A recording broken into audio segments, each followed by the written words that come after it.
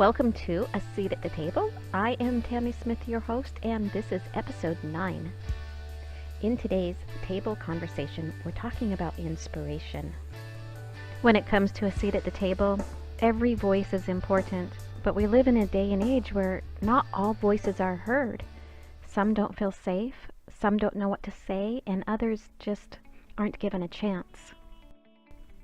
While on the other hand, we have voices that are kind of overpowering. They are adding to the noise and division and polarity. One of the most confounding and confusing aspects of taking your seat at the table is the ability to articulate your message in a way that resonates and inspires. And if you're on this path, if you are committed to bringing more of who you are to the work you do and to sharing who you are with others, then you're going to not only encounter yourself, you're going to encounter aspects of yourself that you didn't know you had. So there's this time of transition, and it's simply a transition where you're caught between the way the material world defines success and the way in which your inner world defines success. In the 40 Rules of Love, Rule 29 reads, "Destiny doesn't mean that your life has been strictly predetermined. Therefore, to leave anything to fate and not actively contribute to the music of the universe is a sign of sheer ignorance. The music of the universe is all-pervading, and it is composed on 40 different levels. Your destiny is the level where you play your tune. You might not change your instrument, but how well you play is entirely in your hands." As Martin Heidegger, who was good at philosophy but really bad at politics, said, "Anyone can achieve their fullest potential. Who we are might be predetermined, but the path we follow is always of our own choosing. We should never allow our fears or the expectations of others to set the frontiers of our destiny. Your destiny can't be changed, but it can be challenged. Every man is born as many men and dies as a single one." One night in the late 1930s, a remarkable woman named Mildred Lisette Norma Ryder began walking through the woods. She was struggling with this question: what will be a meaningful life for me?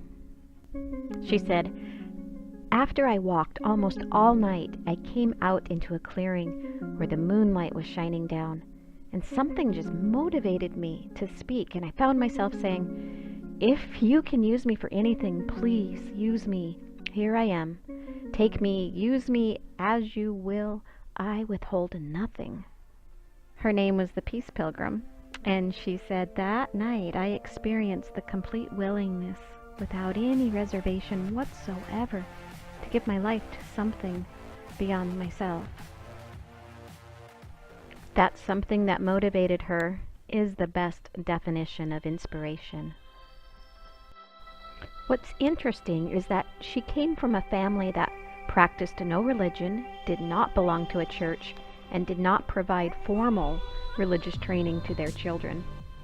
But they did encourage intellectual and cultural development, as well as an interest in the natural world. She stopped counting miles in the 1960s after reaching her 25,000-mile goal, but continued to live a life guided by spirit.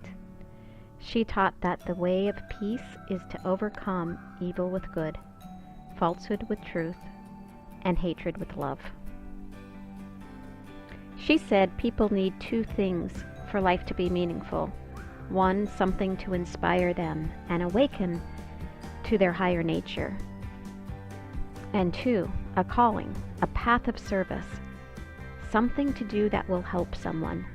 Because in this world, she said, you are given as you give. What is this inspiration that can awaken us to our higher nature?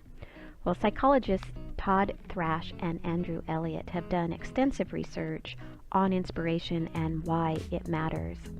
And they say that there are 3 qualities to it. 1, evocation, 2, transcendence, and 3, approach motivation.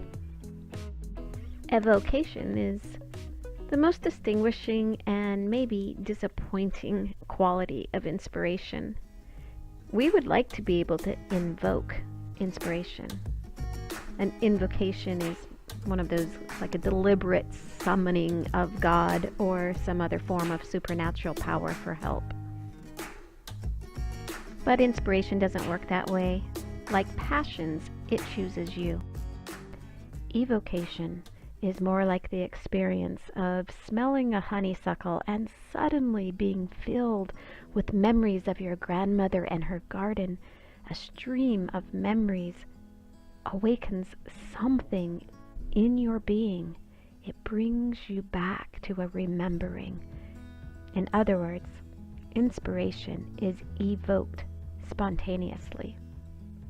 Second quality is it's transcendent, which means it's beyond our ordinary self-serving concerns and limitations. So it often involves a moment of clarity and awareness of new possibilities. And the third quality of inspiration is approach motivation. Unlike avoidance motivation, approach motivation draws us towards a desire to express or actualize a new idea or vision. Wayne Dyer described the difference between motivation and inspiration this way. He said, motivation is when you get a hold of an idea and you don't let go of it until you make it a reality. Inspiration is the reverse. When an idea gets a hold of you and you feel compelled to let that impulse or energy carry you along. The Peace Pilgrim said, when I started out, my hair had started to turn silver, and my friends thought I was crazy. There was not one word of encouragement from them. They thought I would surely kill myself walking all over, but that didn't bother me. I just went ahead and did what I had to do. They didn't know that with inner peace, I felt plugged into the source of universal energy which never runs out. There was so much pressure to compromise my beliefs, but I would not be dissuaded.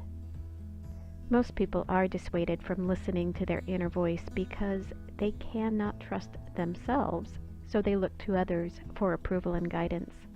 Jacob Norby, author of Blessed Are the Weird, says, false humility is a form of psychosis which was imprinted on most of us since birth.